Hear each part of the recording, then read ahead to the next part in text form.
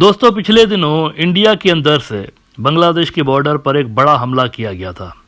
हिंदुत्व के कोई 40,000 एक्सट्रीमिस्ट बांग्लादेश के बॉर्डर पर जमा हुए थे, जिसके अंदर रूलिंग पार्टी के लोग भी शामिल थे और इन्होंने ज़बरदस्ती बांग्लादेश के अंदर घुस के तोड़फोड़ मचाने की कोशिश की। इस कार्रवाई के अंदर होता यूं है कि बीएसएफ जो इंडिया की है, उन्होंने इनको रोकने की कोशिश की, हाथापाई हुई और इस लड़ाई के अंदर कुछ बीएसएफ के लोग भी जख्मी हुए और कुछ प्रोटेस्टर्स भी जख्मी हुए। ना इस तरह के प्रोटेस्ट के अंदर हमेशा ये खतरा पैदा होता है कि अगर 40,000 नहीं तो कुछ 100 एक्सट्रीमिस्ट अंदर घुस जाते और वो बीजेपी वालों से अगर लड़ते और बीजेपी वाले इनको स्टॉप करने के लिए फोर्स का इस्तेमाल करते और इसके नतीजे में कोई कैजुअल्टी हो जाती या कोई ज़ख्मी हो जाता, तो इंडिया की जानिब से इसको बड़ा इंटरनेशनल मुद्दा बनाया जाना था और ये इल्ज़ाम बांग्लादेश के ऊपर लगाया जाना था कि इन्होंने जानबूझ के किया है। असल में इन्होंने घुसपैठ की है हमारी टेरिटरी के अंदर और अंदर घुस के हमारे सिटीजन्स को इन्होंने निशाना बनाया है। नाउ वो प्लान तो खैर इतना सक्सेसफुल रहा नहीं, लेकिन एक और गालिबन प्लान बन रहा है इंडिया के अंदर और वो प्लान ये बन रहा है कि इस मर्तबा वो कोई लाखों नहीं तो हज़ारों की तादाद में जो साधुज हैं, नागा साधुज जिसे कहते हैं, उनको भेजने की तैयारी गालिबन इंडिया के अंदर हिंदुत्व की जमातें कर रही हैं कि इनको बॉर्डर पर भेजेंगे, बांग्लादेश के बॉर्डर पर भेजेंगे और फिर वही सीन गालिबन रिपीट करने की कोशिशें की जा रही हैं।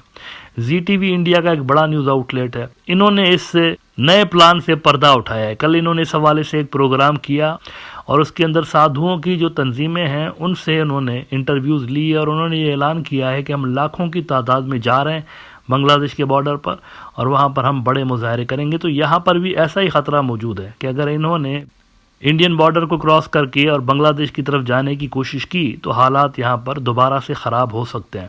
कल DNA के इस प्रोग्राम के अंदर ये सारी डिटेल्स बताई गई हैं। इसका वैसे टाइटल हिंदी में लिखा हुआ है, लेकिन इसका मतलब असल में यह है, ये जो सामने लिखा हुआ है, इसका मतलब यह है कि क्या लाखों नागा साधु बांग्लादेश के अंदर दाखिल होंगे, ये उन्होंने टाइटल लगाया है प्रोग्राम का। तो ये भी कहीं ना कहीं पे साजिशें वहाँ पर बनाई जा रही हैं इन दिनों कि पिछले वाले जो 40,000 थे वो डायरेक्टली या इनडायरेक्टली बीजेपी से लिंक्ड थे, तो ऐसा करते हैं साधुओं को भेज देते हैं और साधुओं के भेस में ऑब्वियसली इसमें इंतहा पसंद जत्थे भी होंगे जो कि वहाँ बॉर्डर पर हालात को ख़राब कर सकते हैं। तो ये एक नई कंस्पिरेसी है जो कि वहाँ पर बुनी जा रही है इंडिया के अंदर। अच्छा, कोल्ड वार्स जब भी होती है ना, इन दिनों भी देखें ना कोल्ड वार चल रही है, अगर आप केयरफुली देखें तो ये इंडिया की तरफ से एक कोल्ड वार है जो कि बांग्लादेश के ख़िलाफ़ लड़ी जा रही है। वैसे आलमी सतह पर जो कोल्ड वार्स होती हैं उनका एक कांस्टेंट फैक्टर ये होता है उन सब के अंदर, मतलब अभी तो हमने दुनिया ने 2 ही कोल्ड वार्स देखी है मेनली, एक सोवियत और अमेरिका के दरमियान हुई थी, दूसरी इन दिनों चल रही है रशिया अमेरिका और चाइना अमेरिका के दरमियान। अब इन दोनों में एक कांस्टेंट फैक्टर था, रिजीम चेंज दोनों में तवातुर के साथ होती रही, बल्कि ऐसा भी हुआ कि एक मुल्क के अंदर 3-3 4-4 मरतबा भी रिजीम चेंज हुई। यहाँ पर इस सेकंड कोल्ड वार के अंदर भी यही हो रहा है। सीरिया के अंदर गवर्नमेंट गिर गई है, बशार अल असद की गवर्नमेंट। अब जहाँ पे जब लग रहा था कि सब सेट हो गया है, बशार अल असद को 12 साल के बाद अरब लीग ने वापसी अपने अंदर शामिल भी कर लिया, यानी अरब जो ममालिक हैं GCC वाले, उन्होंने भी तस्लीम कर लिया एक तरह से बशार अल असद की हुकूमत को। तो ऐसे में उसकी गवर्नमेंट गिरी है वहाँ पर और वहाँ मज़ीद डिस्टेबलाइज हो गया है सीरिया। अब वहाँ कुछ पता नहीं कि क्या होगा। इंटरेस्टिंग बात यह है कि ये जो टेक ओवर हुआ है, यानी ये जो रेबल फोर्सेस हयात तहरीर अल शम्स वालों ने टेक ओवर किया है। हयात तहरीर अल शम्स वैसे यूनाइटेड नेशंस में, अमेरिका के अंदर, यूरोपियन यूनियन के अंदर एक दहशतगर्द तंजीम के तौर पर मानी जाती है।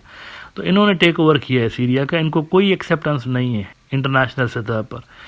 तो इन्होंने बहुत सारी जगहों पे बिना लड़े ही टेक ओवर किया है। इस तरह की भी इतलात आ रही हैं कि या तो मिनिमम या फिर इनको बिल्कुल ही रेजिस्टेंस का सामना नहीं करना पड़ा। अगर करना पड़ा भी है तो कई जगहों पे मिनिमम किस्म की रेजिस्टेंस का सामना करना पड़ा है।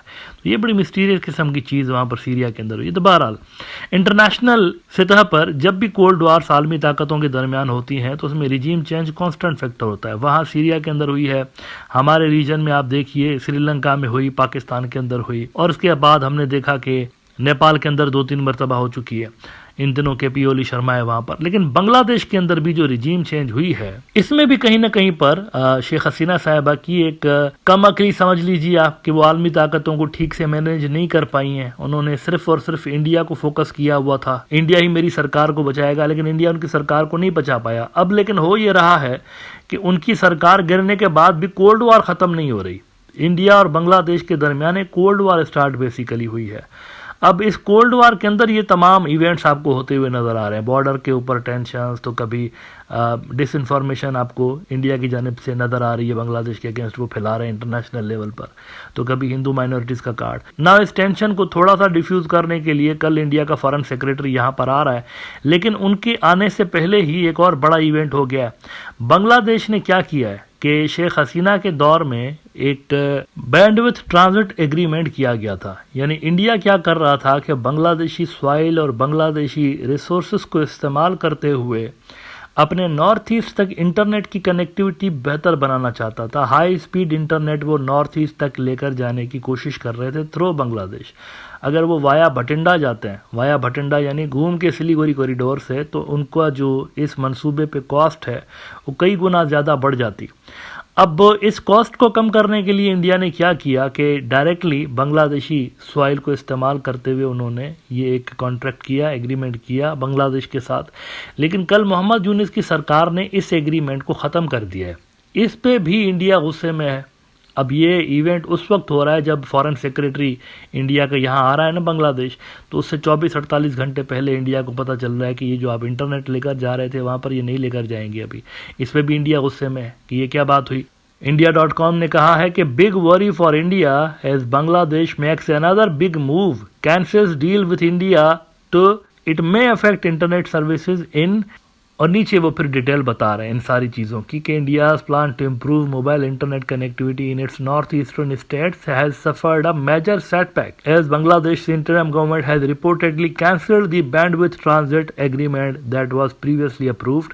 As per a Daily Star report, Bangladesh's internet regulator has decided to scrap the plan to serve as a transit point for supplying bandwidth to India's northeastern states, citing concerns that it could undermine and weaken the country's potential to become a regional internet hub. अब हुआ क्या है असल में, ये क्यों cancel की है मोहम्मद यूनिस की सरकार ने? क्योंकि ये जो डील थी ये भी कुछ अडानी पावर डील की तरह थी। यानी इसमें बांग्लादेश को कोई खास फायदा नहीं था, उनके रिसोर्सेज यूज होने थे लेकिन उसका रिटर्न उनको इतना मिलना नहीं था। अच्छा, तो फिर ऐसी डील की क्यों गई थी शेख हसीना की जानिब से, ये भी जानना आपके लिए ज़रूरी है। जो कंपनी ये सारा काम कर रही थी ना, यानी जो कंपनी अखूड़ा बॉर्डर से लेके नॉर्थ ईस्टर्न रीजन जो है इंडिया का, वहाँ तक भारतीय एयरटेल के ज़रिए इंटरनेट प्रोवाइड करने की कोशिश कर रही थी, उस कंपनी का जो ओनर था उसका नाम है मोहम्मद फरीद खान। और मोहम्मद फरीद खान जो है शेख हसीना के बहुत ही करीबी जो साथी थे उनमें से एक था मोहम्मद फारूक खान, उसका छोटा भाई है। मोहम्मद फारूक खान शेख हसीना का राइट हैंड बंदा जो कि 5 मरतबा MP भी रह चुका है, उसका छोटा भाई ये काम इंडिया को करके दे रहा था।